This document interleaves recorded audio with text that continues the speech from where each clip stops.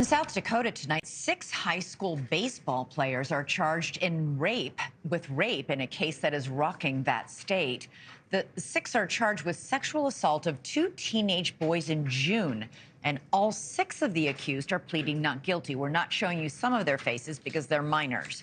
They claim the alleged incident, which took place during a summer tournament, was part of a team hazing ritual and was not sexual assault. And as a defense, the prosecutor is rejecting, though, as she vows to get to the bottom of what she says could be a much bigger problem. News Nation's Natasha Zuves joins us now live. Natasha, what are you learning? This is really a disturbing story. It's incredibly disturbing. That is true, Elizabeth. And as you said, these are 6 high school baseball players. They're between the ages of 17 and 19 years old, all of them being tried as adults, and 2 of them are facing up to 150 years. All 6 pleading not guilty. Now, the state prosecutor telling News Nation unequivocally this was sexual assault, not hazing. These teens are charged with second-degree rape, which in that state encompasses penetration by force. Now, she is now concerned incidents like this have been going on for years. A small community in South Dakota rattled by sexual assault allegations. These high school baseball players all charged with second-degree rape, accused of assaulting 2 teenage male victims while competing in a tournament in June. 18-year-old Hudson Haley and 19-year-old Landon Waddell facing up to 150 years if convicted. The other 4 could face up to 100 years. The state attorney prosecuting this case telling News Nation's Chris Cuomo it was initially reported as a hazing incident. This is something that probably was going on for up to 5 years, that it was perpetrated by one generation of the baseball team upon another, because, hazing connotates something entirely different. And this is not that.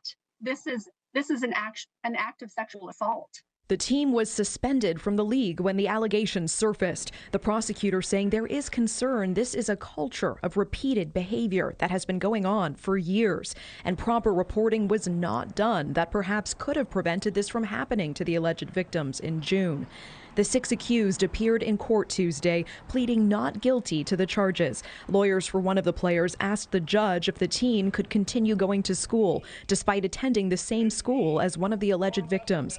The judge is allowing it as long as he stays 30 feet away, and is also allowing him to participate in extracurricular activities. Nobody wants to ruin any of these young men's lives, but the victims need to have their day in court. They need to be heard. And most importantly, this entire incident needs to be pulled out into the light so that it can be addressed, not just by Mitchell Baseball, but, I think that this is something we're seeing repeated in our society.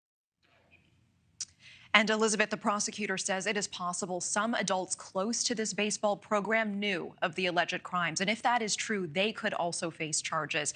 The prosecutor also saying the alleged victims have been put in an extremely difficult position, she calls it, that the community has not been as supportive of them as she would have hoped. Those teens are due back in court in February. We will keep tracking it. Elizabeth. All right, Natasha, thank you so much.